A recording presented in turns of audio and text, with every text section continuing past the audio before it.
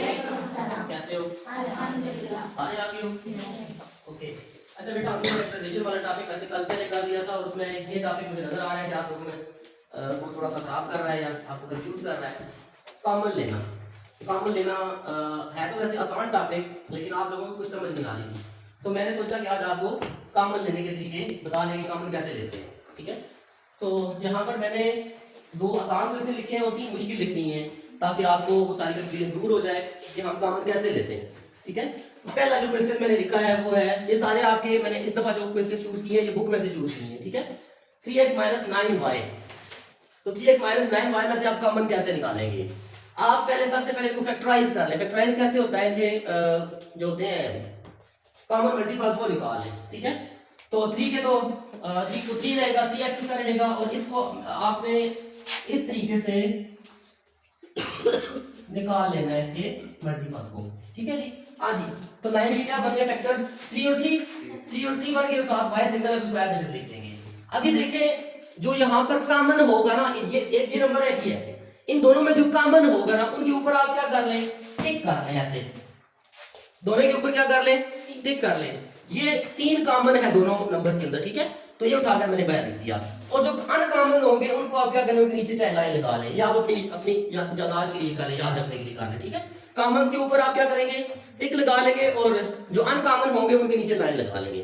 अब जो कॉमन होगा उसको उठाकर हम बाहर ले आएंगे एक दफा। ठीक है, बाकी जिनके नीचे हम लाइन लगाएंगे उनको एक दफा क्या कर लेंगे, अंदर लिख लेंगे। हाँ, x अनकॉमन था, दोनों में x नहीं है ना, एक में x है, 3 तो दोनों में था, तो जो दोनों में था उसको उठाकर आपने बाहर लिखा, वो कॉमन है। ठीक है, और x जो है वो एक में है, दूसरे में नहीं है। ठीक है, इसके नीचे हमने लाइन लगाई है और उसको उठाकर पहली टर्म के नीचे लिख दिया। ठीक है, अब दूसरे की तरफ देखो, इसमें जो 3 है, नजर तो इसमें भी आ रहा है, लेकिन इसमें 2 3 है, इसमें 1 3 है। वो एक हमारे डिवाइड ले जा चुके हैं, दूसरा क्या है, अनकॉमन है, उसको पहले लिख लिया, फिर क्या लिख लिया, अगले y को लिख लिया। ठीक है, तो ये आपका पहला आसान क्वेश्चन था जो आपने इस तरीके से सॉल्व किया। अगले क्वेश्चन की तरफ आते हैं, थोड़ा बड़ा क्वेश्चन मैंने लिखा है 30x³ - 45xy। हम सबसे पहले क्या करेंगे, 30 के फैक्टर्स करेंगे, ये मैंने किए 30 के फैक्टर्स। ठीक है, सबसे पहले आप क्या करेंगे, प्राइम नंबर्स लेकर आए, प्राइम फैक्टराइजेशन इसको बोलते हैं। ठीक है, प्राइम नंबर कौन से होते हैं, वो छोटे से छोटा नंबर जिस पर सिर्फ अपना टेबल जाता है। ठीक है, तो हम सबसे पहले 2 का टेबल लेकर जाएंगे, 15 टाइम जाएगा, फिर 3 का लेकर जाएंगे 5 टाइम जाएगा, फिर 5 का लेकर जाएंगे 1 टाइम जाएगा। तो ये जो इसके फैक्टर्स होंगे वो उठाकर ये मैंने लिख दिए, 2 × 3 × 5। x कितने हैं इसमें, 3, तो 3 दफा मैंने लिख लिया। अब 45 के फैक्टर करो, ये 45 के फैक्टर मैंने किए, 3 को मल्टीप्लाई किया 15 टाइम आया, फिर 3 को किया 5 टाइम आया, फिर 5 को किया तो 1 टाइम आया।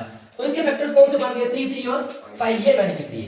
3 × 3 × 5। ये डार्ट जो मैंने डाले हैं ना, ये जगह की कमी के बायस डाले हैं, यहाँ पर डार्ट का मतलब है मल्टीप्लिकेशन। ठीक है, अच्छा आगे x भी एक दफा है मैंने लिख लिया, y भी एक दफा है वो भी लिख लिया। ठीक है, अब अगेन से क्या करेंगे कि जो कॉमन है उनके ऊपर टिक कर लें। ठीक है, पहले हमें 2 को देखो, 2 इसमें है, इसमें नहीं है, नहीं है ना, तो ये अनकॉमन होगा, इसके नीचे लाइन लगा लें।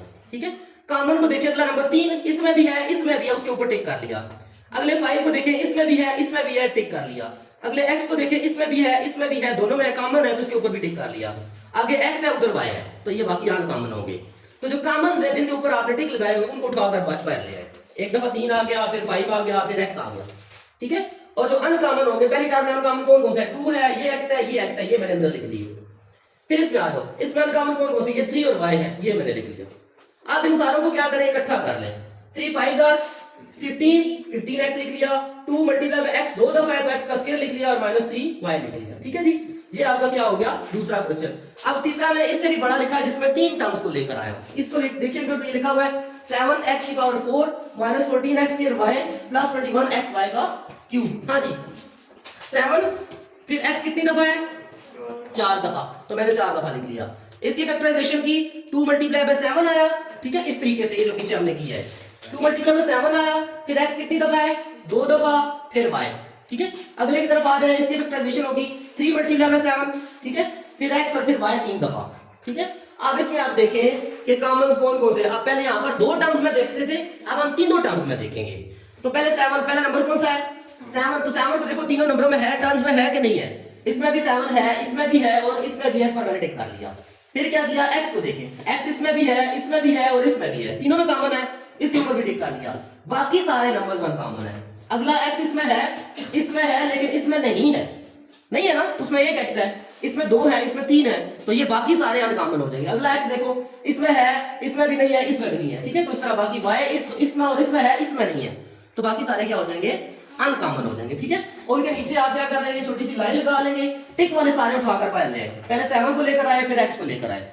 अब अंदर जो अनकॉमन थे उनको मैंने अंदर लिख लिया, इसमें 2 और y अनकॉमन था, ये लिख लिया, इसमें 3 और double y common, triple y, तो 3 y है, तो तीनों को मैंने अंदर लिख लिया। अब इनको इकट्ठा कर ले, 7x एज इट इज लिखेंगे, x की 3 थी, ठीक है, तो x को क्यूब में लिख लिया, 2y को एज इट इज लिख लिया, 3 और y आगे 3 दफा था, तो 3y का क्यूब लिख लिया। अगले की तरफ जाएं तो इसमें सारे के सारे ही वेरिएबल्स हैं, देखिए x square y square z square, x square y z square, x y square z square, ठीक है। इसको भी आप उसी तरह लिखेंगे फैक्टर करके। हाँ जी, x कितनी दफा है, 2 दफा, y 2 दफा, z 2 दफा, ठीक है। x 2 दफा, y सिंगल है, z 2 दफा, x सिंगल है, y 2 दफा है, z 2 दफा है। अब जो कॉमन होंगे उनको ऊपर टिक कर दे, जो अनकॉमन होगा उनके नीचे लाइन लगा लें। x इसमें भी है, इसमें भी है, इसमें भी है, टिक कर दिया। अगला जो x है, इसमें है लेकिन इसमें नहीं है, तो ये किसमें चला जाएगा, अनकॉमन। y इसमें भी है, इसमें भी है, इसमें भी है, टिक कर लो। अगला y देखो, इसमें है, इसमें सिंगल ही था, दूसरा y कोई नहीं है, इसमें भी नहीं है, तो ये अनकॉमन है। z को देखो, इसमें है, इसमें है, इसमें भी है, कॉमन है। अगले z को देखो, इसमें है, इसमें भी है, इसमें भी है, तो मैंने इसको नहीं लिखा है, ये भी है जी, ये भी है और ये भी है, तो यहाँ पर एक और z आ जाएगा, ठीक है जी। हाँ जी, अब देखें क्या क्या कॉमन आया, x y और डबल z, ये लिख दिया, x y और डबल z। अनकॉमन कौन से आ जाएंगे, ये x, ये y और ये, फिर इसमें z नहीं आएगा, ये बाहर चला गया, ठीक है। हाँ जी, अगले की तरफ देखें, ये x बाहर चला गया, ये x अंदर आ गया, ये y भी बाहर चला गया, ये z भी चला गया और ये अगला z भी चला गया, यहाँ भी ये z नहीं आएगा, ठीक है। अगले की तरफ आए, ये x भी बाहर चला गया, ये y भी बाहर चला गया, एक y अंदर रह गया, ये z भी फिर क्या हो जाएगा, बाहर चला जाएगा, तो अंदर हम नहीं लिखेंगे। तो अब बाकी क्या बच गया, x y z का स्क्वायर आ जाएगा, यहाँ पर z अब आगे नहीं आएगा क्योंकि ये मैंने गलती से लिख दिया। हाँ जी, ये दोनों z थे, ये बाहर मैंने लिख दिया x y z स्क्वायर, यहाँ पर क्या आ गया, x y, x और y, ठीक है जी। तीसरे क्वेश्चन की तरफ आ जाए, 77x square y, 33x y square minus 55x square y square, ठीक है। इनके भी उसी तरह फैक्टर करेंगे। 77 के फैक्टर कौन कौन से हो जाएंगे, 7 और 11, ठीक है, आप निकाल के देख लेंगे। 7 और 11 है, फिर x 2 दफा लिखा गया, फिर y सिंगल। 33 का क्या हुआ, 3 मल्टीप्लाई बाय 11, x सिंगल है, y 2 दफा है। 55 का क्या आ जाएगा, 5 मल्टीप्लाई बाय 11, x 2 दफा, y 2 दफा, ठीक है। अब जो कॉमन हो गए उनके ऊपर आपने टिक कर लिया, 7 इसमें है, इन दोनों में नहीं है, तो अनकॉमन है। 11 तीनों में मौजूद है, टिक कर लिया। x इसमें भी है, इसमें भी है, इसमें भी है, टिक कर लिया। अगला x इसमें है, इसमें नहीं है, इसमें है, 2 में है, 3 में नहीं है, तो हम इसको भी अनकॉमन में रखेंगे। y जो है, इसमें भी मौजूद है, इसमें भी मौजूद है, इसमें भी मौजूद है, ठीक है। तो तीनों कॉमन हो गए, बाकी जो अनकॉमन उसके नीचे लाइन लगा के टिक वाले सारे हम बाहर लिख लेंगे। 11x और y ये लिख दिया। इसमें से अनकॉमन क्या था, 7 और एक x, y यहाँ भी मैंने एक्स्ट्रा लिख दिया, यहाँ y नहीं आएगा, ये y बाहर चला गया, ठीक है।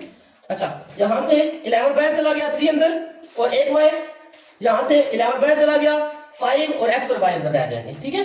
अब देखें इन सारों को आप इकट्ठा कर देंगे, 11xy, 7xy, y बाहर चला गया, 3y और 5xy, ठीक है जी। तो कॉमन और अनकॉमन जो होंगे उनकी ये सारी गेम है, कॉमन सारे उठाकर आप बाहर ले आएंगे और अनकॉमन को आप क्या कर देंगे, अंदर रख देंगे, ठीक है। इसके इससे रिलेटेड बाकी जितने भी क्वेश्चन होंगे एक्सरसाइज के, वो हम बाद में एक्सरसाइज के मुताबिक करेंगे। Thank you very much.